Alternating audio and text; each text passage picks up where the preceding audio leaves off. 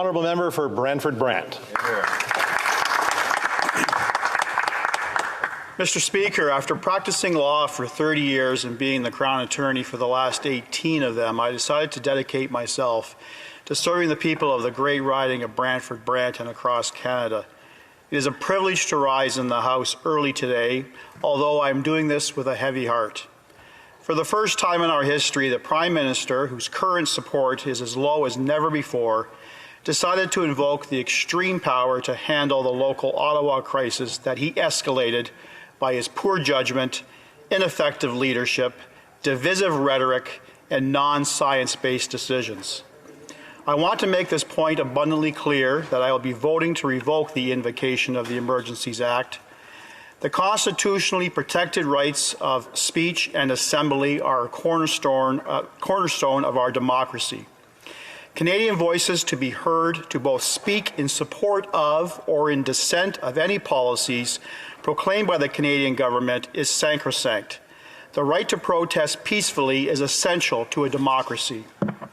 Obviously, the prolonged blockades in Ottawa and at border crossings were against the law, but the invocation to implement the Emergencies Act was completely unnecessary and, most importantly, did not meet the extremely high threshold as set out in the Act. Our nation has seen countless numbers of disturbances, protests, and blockades that all have been resolved without the imposition of this draconian piece of legislation.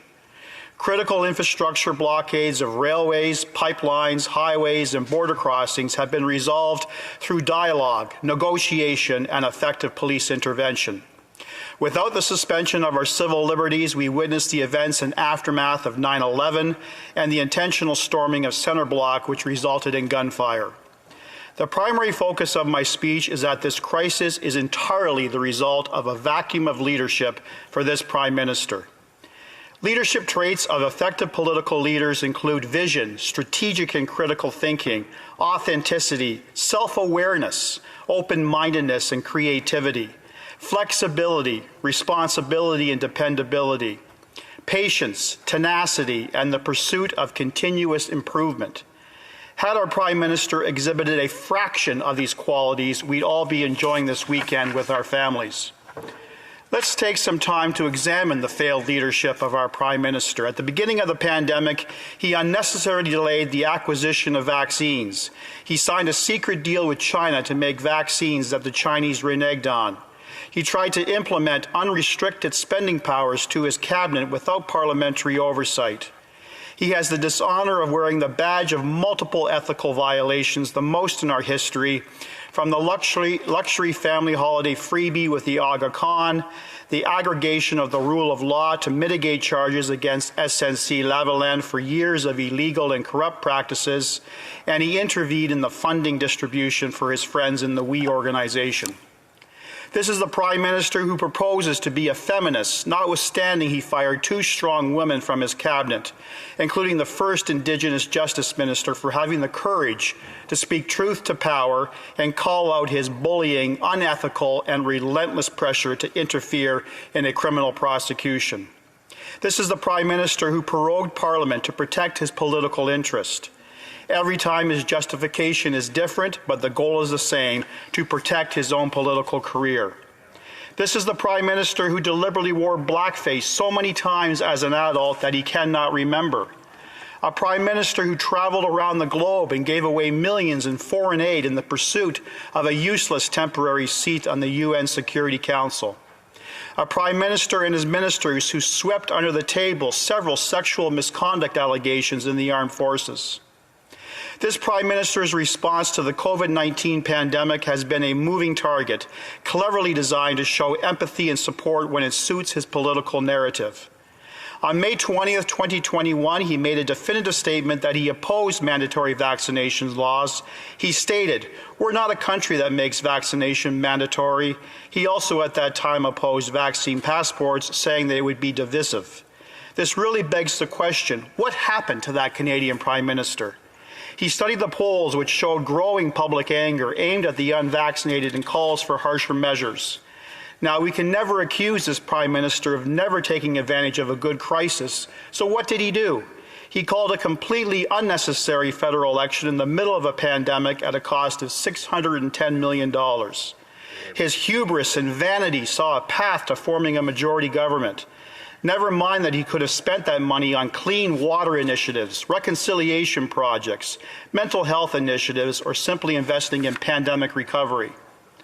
The first few weeks of the election were not kind to the Prime Minister. Unable to clearly articulate a reason for calling the election and slipping badly in the polls, he pivoted to save his political career and saw an opportunity to create a political wedge, dividing Canadians against each other, the vaccinated versus the unvaccinated. At the start of the pandemic, on March 31st, 2020, he tweeted, "While many of us are working from the home, there are others who aren't able to do that, like the truck drivers who are working day and night to make sure our shelves are stocked. When you can, please thank a trucker for everything they're doing." Truckers who were once hailed by this Prime Minister as national heroes are now vilified. He refers to them as a small fringe minority.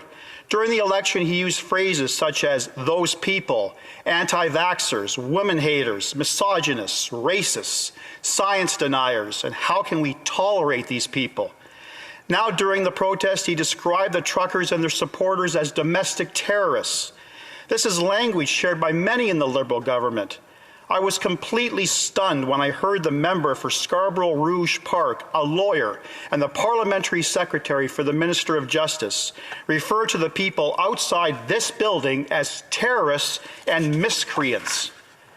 The PM's unquestionable contempt for these Canadians is pathetic. It is simply conduct unbecoming a Canadian politician, let alone a Prime Minister. Mr. Speaker, when the trucks arrived, they had a legal right to park on the street in front of Parliament. They were directed there by the Mayor of Ottawa. They were legally protesting for at least 2 days and 2 nights in extreme weather conditions. What do we hear from the Prime Minister or any Liberal minister? Crickets. The Prime Minister has made no effort to de-escalate the situation, neither before his absence nor after. We Conservatives were listening to people. We were not afraid of truckers and their supporters. We were walking through the protest to get from one building to another. We read their posters. We talked to them. That's why we called on the Liberal government to sit around the round table to find solutions that would work for all and for good. The government ignored our initiative. Mr. Speaker, the Conservatives also tabled a motion asking the government to release a plan to end all federal mandates and restrictions. A plan. After 2 years of the pandemic, but the Liberal NDP coalition voted against it. They don't have a plan. They don't plan to have one. Imposing powers of the Emergencies Act sets a dangerous precedent. It does not lead us to any constructive long-term solution. Plus, it was unnecessary, it is expansive, and will further divide the country. I have listened to what the Liberals had to say in justifying their decision to invoke the Act. The Prime Minister stated that he had to invoke because the situation could not be dealt with under any other law in Canada. And that's where, Mr. Speaker, he is deliberately misleading Canadians.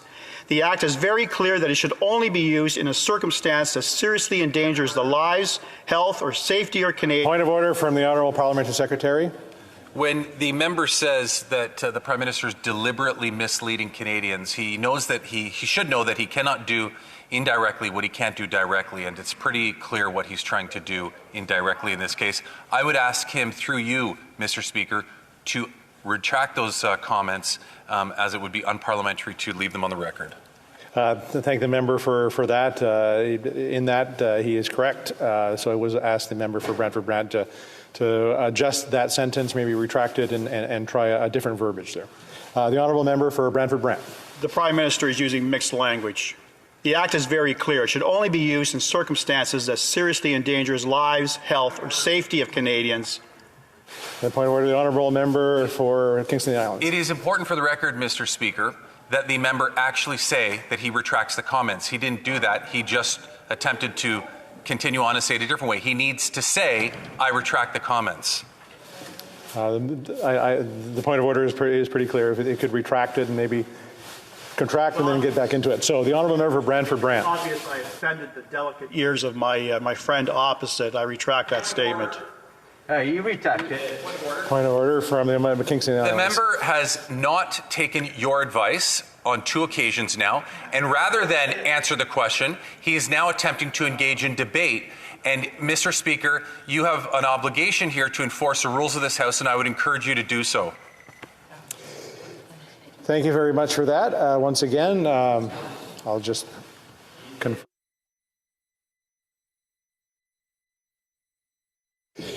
Maybe what I'll do is I'll ask the government house, the opposition House Leader to maybe on the same point of order.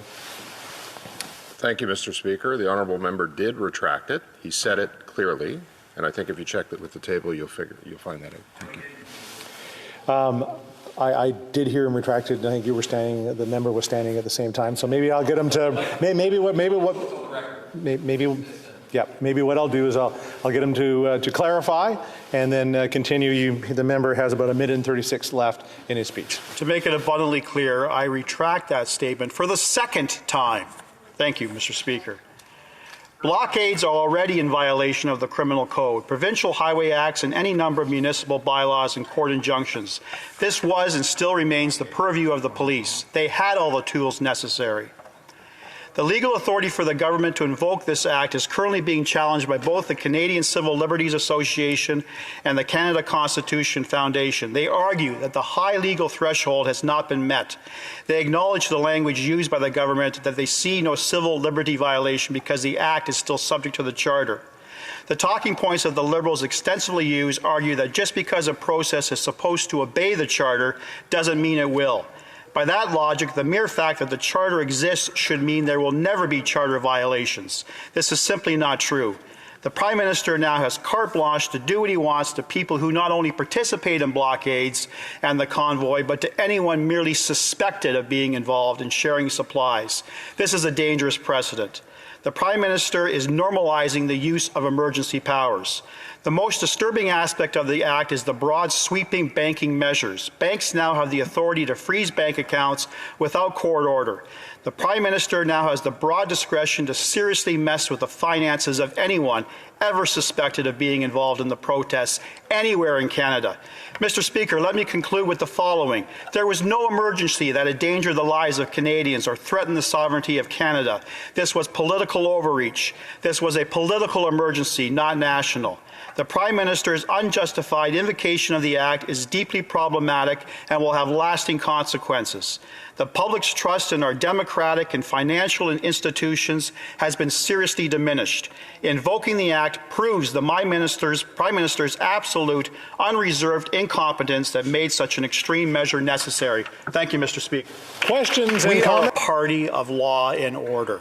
I made it, and listen to the laughter. There's such disrespect for this particular member who's trying to answer a question, and I have to be bothered by the heckling and laughter.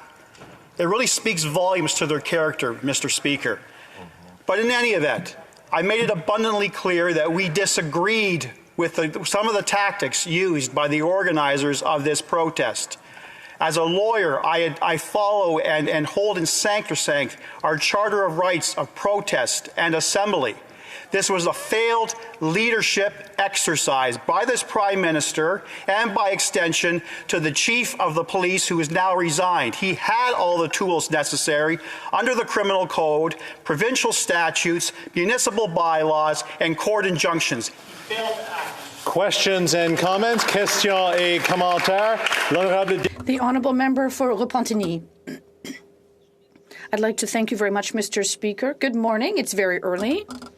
And I'd like to thank the member for Brant for his speech.